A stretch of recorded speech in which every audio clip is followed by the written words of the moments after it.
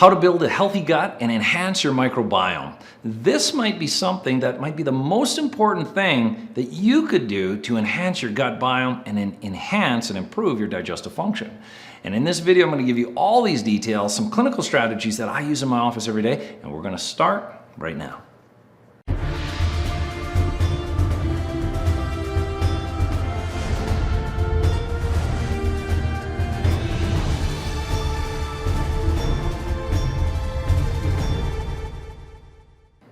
Well, hello everybody, I'm Dr. Glenn Harrison and welcome to this week's segment of Why. This is where we take just a few minutes to answer some of the most common health-related questions that I see in my office every day. So the question is, Dr. Harrison, how do I enhance my gut and what is the best thing that we can do?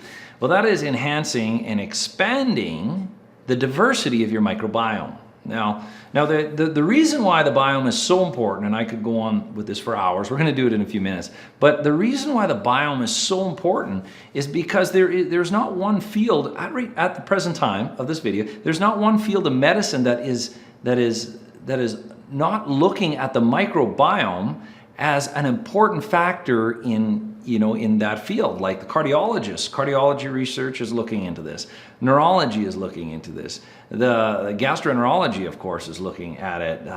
The lung docs, the skin docs, everybody is looking at the biome. So it's important to enhance and improve. Now, to enhance the microbiome, again, we're made up of bugs, we really are. So we live in a world right now where there's so many things trying to destroy our biome. And so there's two ways of looking at expanding or enhancing the microbiome of our gut. There's one side of it is looking at all the things that are trying to destroy our microbiome, and the other side is looking at everything that we can do to enhance it. So we want to get rid of everything that's trying to destroy it and do everything that we can to enhance it. So first, what's destroying our biome? Well, this is a big story. This is really lifestyle medicine, part of it that we do in our office every day. But emotional stressors. Emotional stressors will destroy and reduce our microbiome. Chemical stressors, like chlorinated water, environmental chemicals, pesticides, herbicides, all of those things are destroying our microbiome. Personal care products, many of them with chemicals, again, destroying our microbiome. And then, of course, foods that destroy our good microbiome and enhance our bad microbiome. This is because all the bacteria competes. So that would be sugars. Sugars are the biggest thing. That'll feed candida and all of these bad bacteria and outcompete our good bacteria, suppressing our good bacteria. So sugar is maybe one, and processed foods are probably one of the biggest things you could do to avoid to help letting your bacteria, increase. So that's a big world, but don't even ignore sleep deprivation. There's many studies on people who are sleep deprived and their biodiversity, their good bacteria will come down.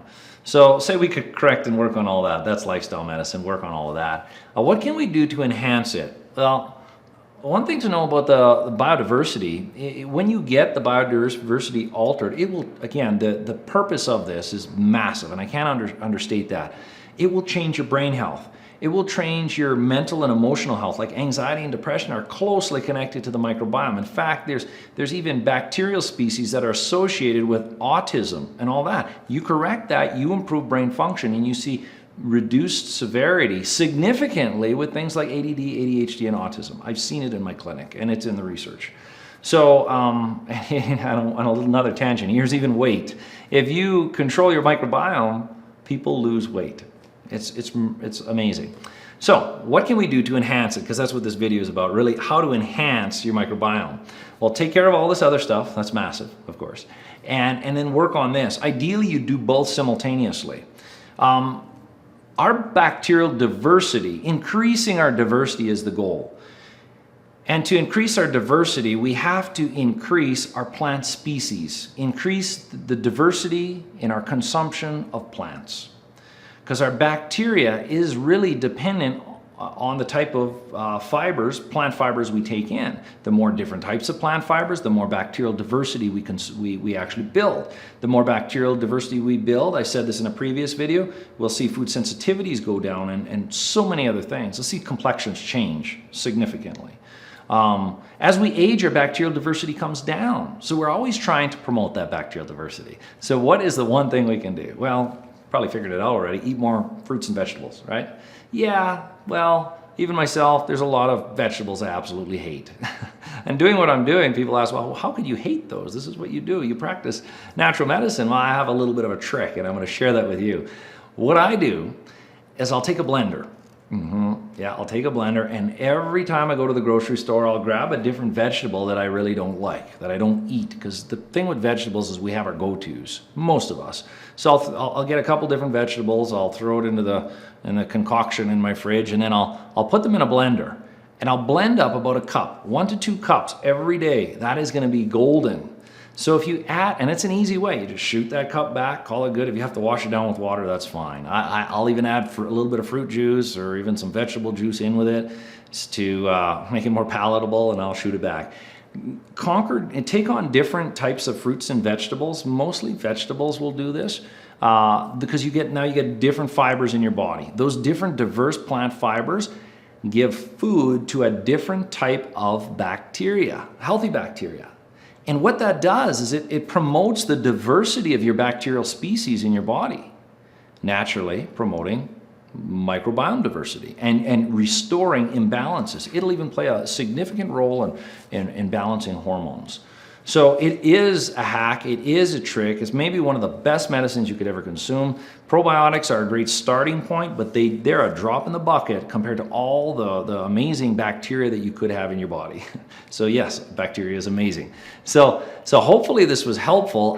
One thing about adding this, this biodiversity plant drink, you could call it, is if you take it and you start feeling bloated, and you get really bloated over like a week and it doesn't go away, this is another issue. You probably have only a few bacteria species and your body can't handle all that diversity. Try to slow it down and build it up.